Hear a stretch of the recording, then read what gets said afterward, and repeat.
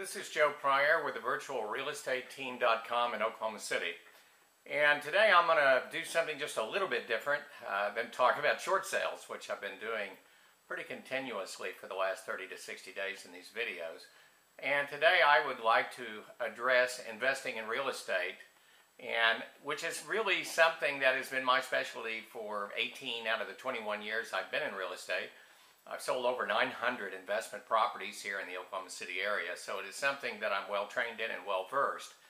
And it is something that I am very proud of the fact that I've helped some people really build some wealth in their lives. And investing in real estate is something that I think got a little bit of a bad name during the bubble.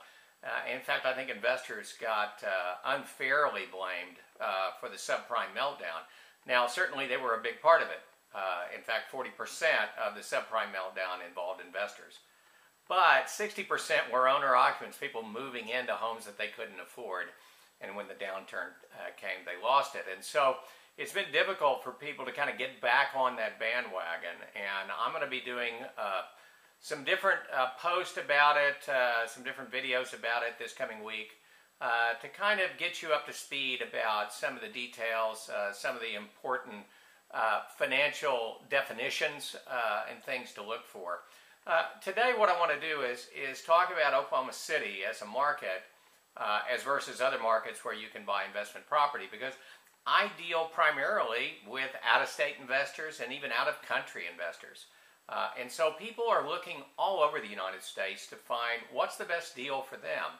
Now, back in 2004, 2005, 2006, people from all over were flocking to Oklahoma City because they felt that the other markets were a little bit too volatile and Oklahoma City was undervalued, and so it was kind of an important market for people to say, hey, this is a new emerging market. I mean, we had come out of a deep recession here because of the energy industry, and we're still, even in 2005, which is probably most people's ultimate year for overpriced listings in the United States for the bubble, we were still considered about 18% undervalued in Oklahoma City. Now, we know a lot has changed since that time, and markets like Las Vegas and Phoenix, Orlando, Detroit, etc. have really gone down pretty dramatically, in some cases 50 to 80%. And so now you're wondering, where do I put my money? Well, a lot of money is going into Phoenix and Las Vegas right now, and I can understand that. When you can buy a property for $40,000 or $50,000, pay cash for it, and get excellent cash flow, I don't argue with that at all. I think it's not a bad idea. I think there is some risk involved, as there's always risk when you're putting your money out for anything that's an investment, no matter what kind of investment it is. And that is that there might be a future downturn there. And we do believe that some of these overheated markets that have really suffered may still have some room to suffer for the next 2 to 3 years. But again, if cash flow is good, that's really, really good. Now, most investors don't put all their eggs in one basket. Number one, they don't invest everything they have in real estate. I certainly don't. I've invested in real estate, but I'm also invested in other types of things. And so we don't do that. And the same goes within the real estate investment area. We don't put everything in Las Vegas or everything in Phoenix or everything in Atlanta or everything in Oklahoma City. We try to apportion our risk. And so Oklahoma City is still, in my opinion, a very attractive market, but in a different way. I can't compete with $40,000 and $50,000 properties. I just can't, because our market's too good. Unfortunately, in Oklahoma City, we have a problem. Our property really didn't go down in value since 2005. Give you an example. I have an investor that bought a property in early 2006, bought a brand new home, and new homes depreciate almost immediately. It's like, you know, driving a new car off the lot. He put some extras into it, like sprinkler systems. He also rolled some closing costs into it. And so ended up paying $169,500 for the property. Well, he lives in the Nevada area and said, well, I want to take advantage of the opportunities. And what is my property worth? Well, I did a market analysis on it, and it was approximately about $182,000 based on current sales and pending sales, which is pretty darn good when you consider that you bought at the height of the market, you bought a brand new home, and yet your home is worth more than that. Now, he wanted about $190,000 for it. I can understand that. He wants to pay all sorts of closing costs and then still have his $170,000. And so he's going to wait just a little bit and see how the market does. But that's an example of where we are. Now, why is Oklahoma City this way? Well, we have 5.2% unemployment and dropping. We're actually supposed to be below 5% at some point this year. That's the lowest of any city over 1 million in the United States. Our economy is doing extremely well. We're adding a lot of what we call essential jobs. Boeing, for instance, is relocating 550 high-paid engineers from California to Oklahoma City. For every Boeing engineer coming in, of those 550, they create 4 to 5 service-oriented jobs. That's what's called an essential job. I won't get into the definition right now, but that's what it does. We have an energy company, Continental Resources, that's moving from one city into Oklahoma City with about the same number of types of people, maybe I think even more. And so they're going to be creating 4 to 5 jobs. So this is what's happening in the Oklahoma City market. We're spending billions of dollars on infrastructure, on our MAPS projects.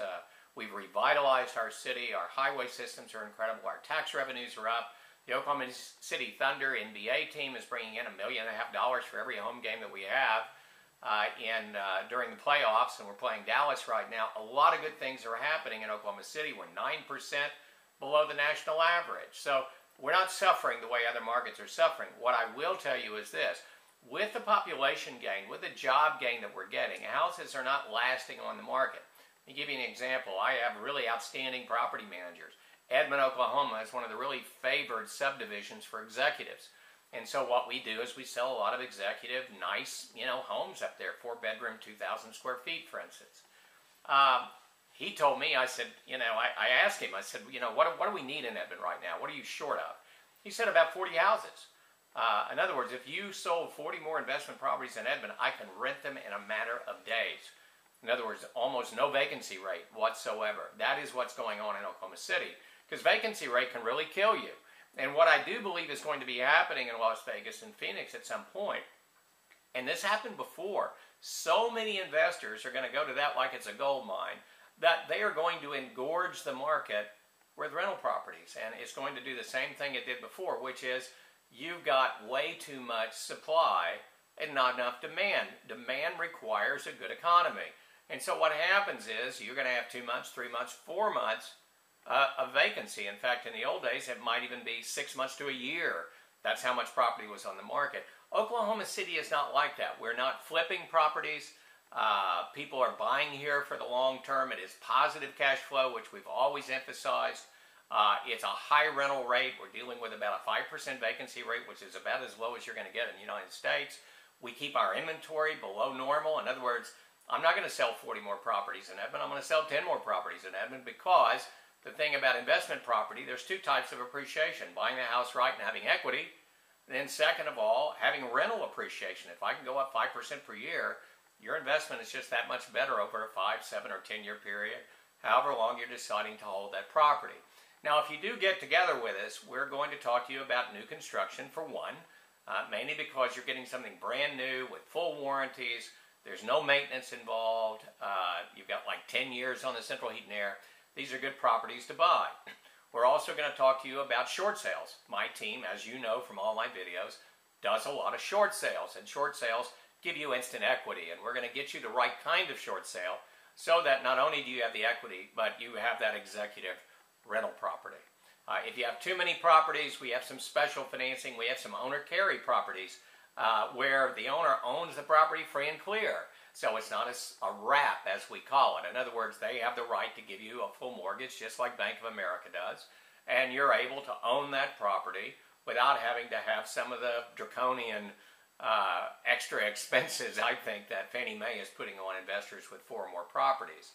So we're going to talk to you about that. There's also the REO market, especially in things like VA, and I'll be getting into this in the future, where you can buy as many of those as you want at 5% down with no mortgage insurance, and you don't have to be a veteran. So the Oklahoma City market is a very powerful market, one of the most powerful economic driving cities in the United States right now. And we'll get more into that as we get into the future. But expect here about the next 3 or 4 videos to get into some specifics. In the next video, for instance, I want to get into the 3 major terms that we use to analyze residential and commercial investments: internal rate of return, capitalization rate, and cash on cash. We're We're going to give you some education, and then we're going to get into specific types of properties that we're going to be recommending to you. This is Joe Pryor with virtualrealestateteam.com in Oklahoma City, where we deliver traditional real estate values with the speed of technology.